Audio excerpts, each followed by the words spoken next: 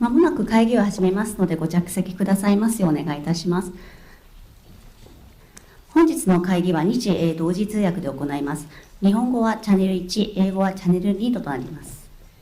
Simultaneous interpretation will be provided today. Please set your receiver to channel 2 for English.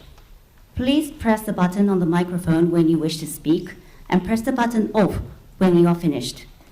本日はお席の間にアクリル板を設置しておりますので、ご発言時にはマスクを外していただいて構いません。Acrylic plates are set between the seats. You may take off your mask when speaking. Thank you.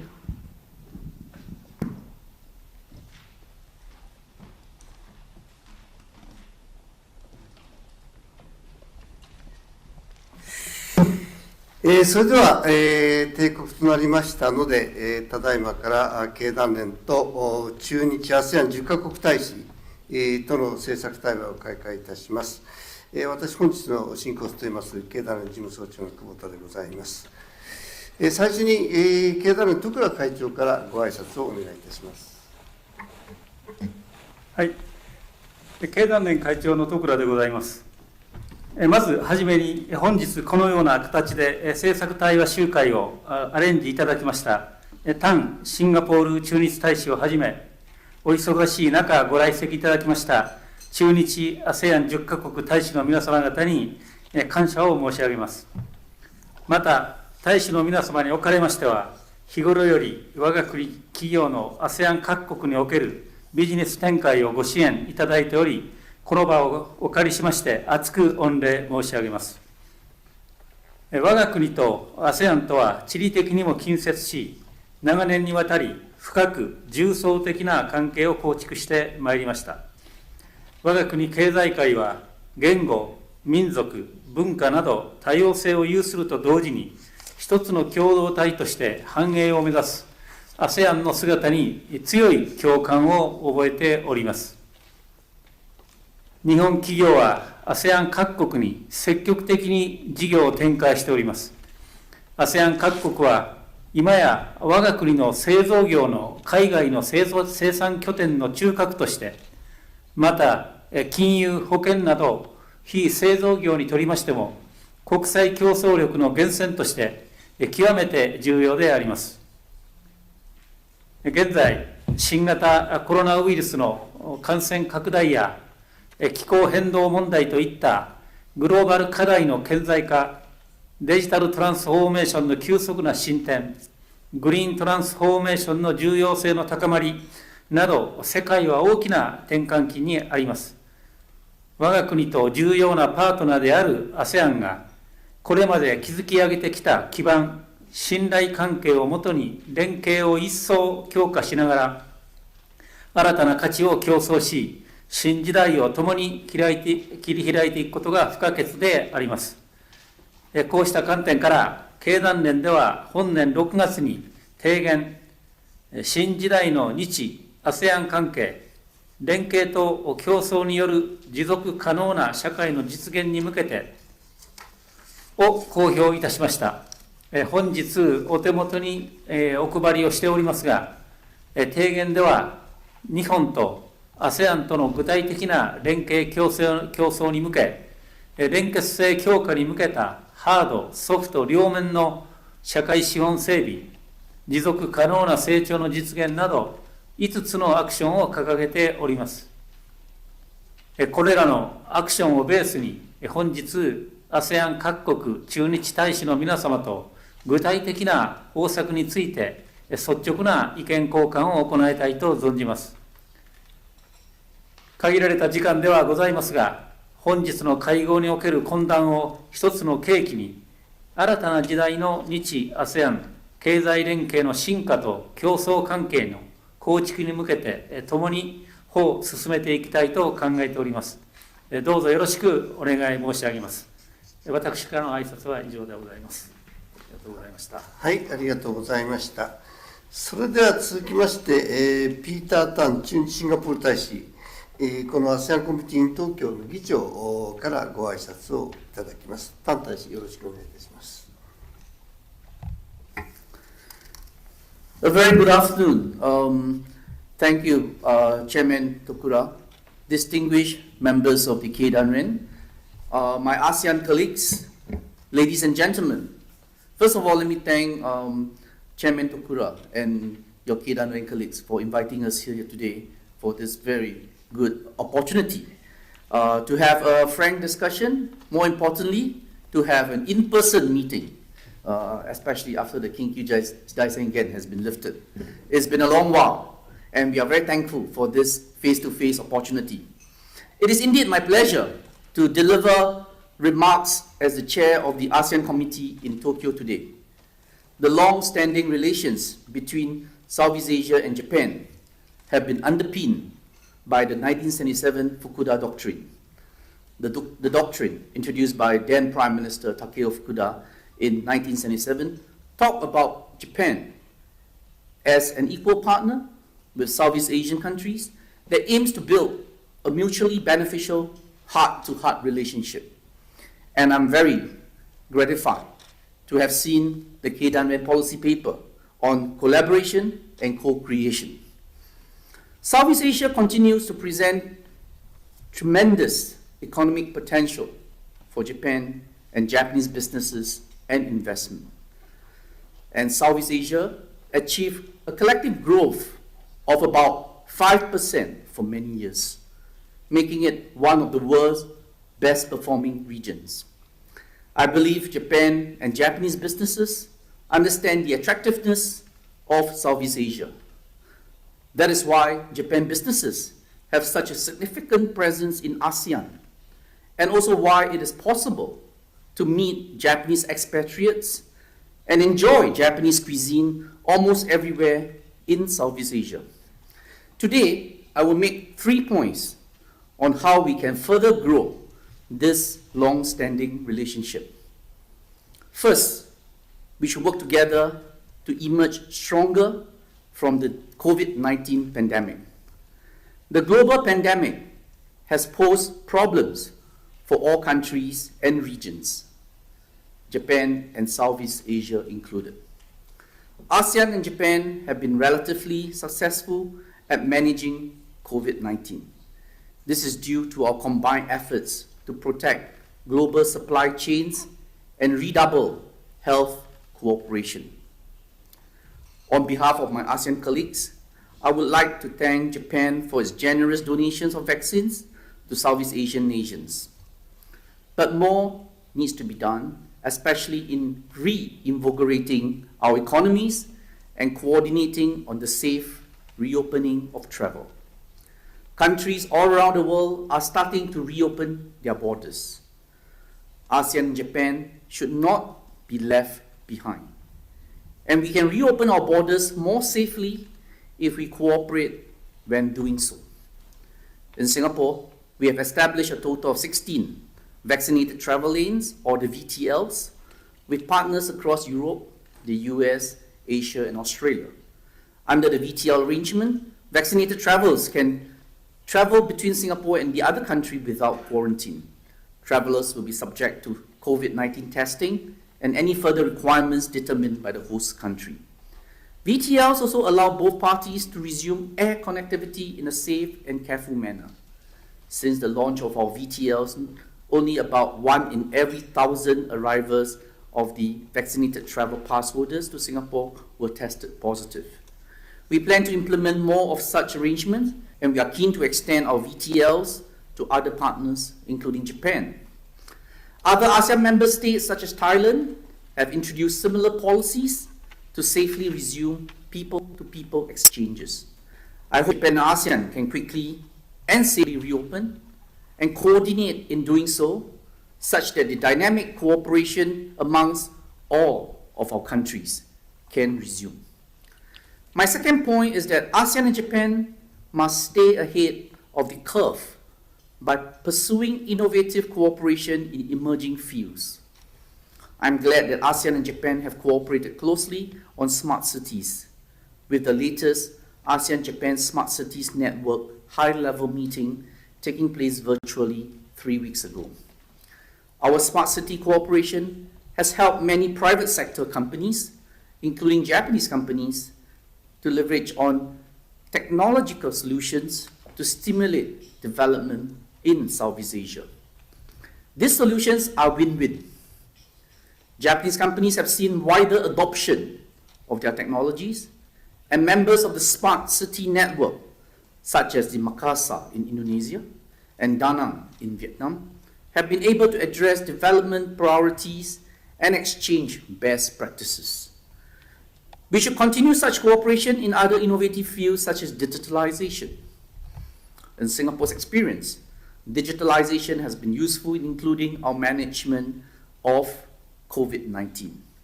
92% of our population aged above 6 years old uses the Trace Together program, which helps us with contact tracing.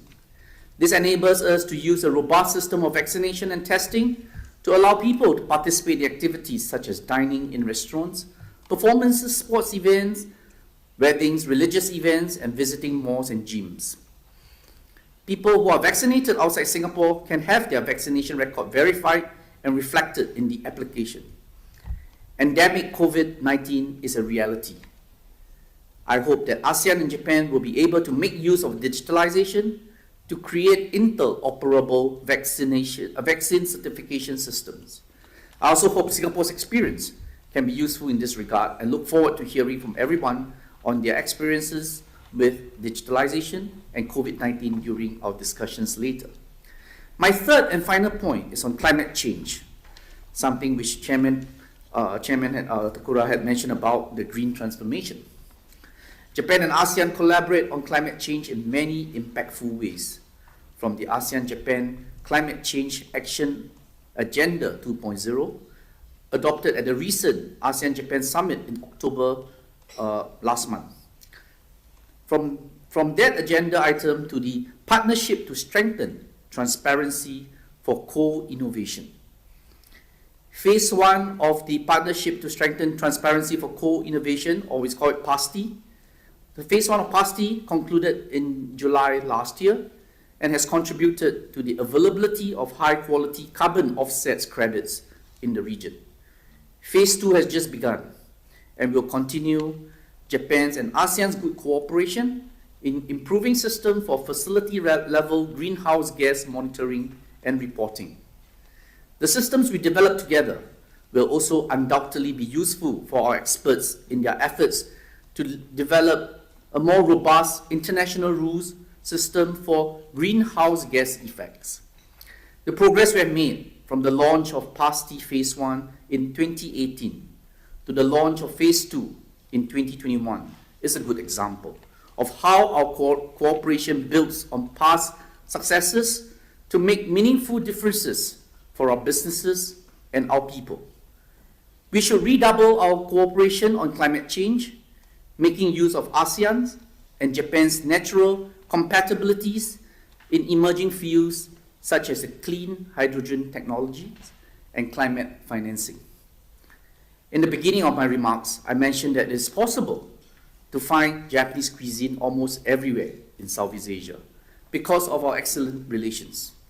In closing, let me add that it is also important becoming increasingly possible to find Southeast Asian food in Japan, which is a sign of the continued growth in our relations. In fact, the ASEAN-Japan Center, set up by Japan and ASEAN in 1981, to promote trade, investment, and tourism between us, has recently posted an article introducing 10 noodle dishes from the 10 ASEAN member states. And these dishes are Soto Mi Kawin from Brunei, Nom Bancok from Cambodia, Mi Ayam from Indonesia, Khao Piak Sang from Laos, Kari Mi from Malaysia, Mohinga from Myanmar, Pancit Lulok from the Philippines, Laksa from Singapore, Kway Teow Nam Tok from Thailand, and Mi Quan from Vietnam. Food diplomacy is actually very close to my heart, as I believe it is one way for all of us in ASEAN to show our omotenashi towards each other and also to Japan. Perhaps I would like to invite everyone here to read the ASEAN-Japan Center's article and to try the dishes it has mentioned. For Singapore, the article mentioned laksa. Let me just do a little bit of advertisement here. I was glad to work with Seijo Ishii to create a dry laksa bento recently, so that more Japanese can experience Singapore cuisine and also for Singapore to remain in the minds of Japanese. I hope you will try them. And on that note, I look forward to the discussions today on how we can further strengthen ASEAN and Japan relations.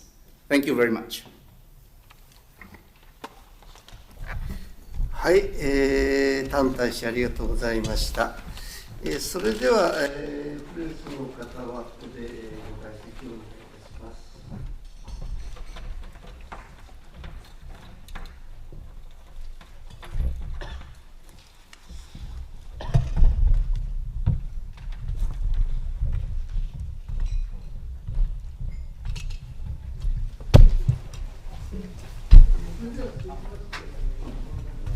大丈夫、これは僕の仕事です。絡んでる。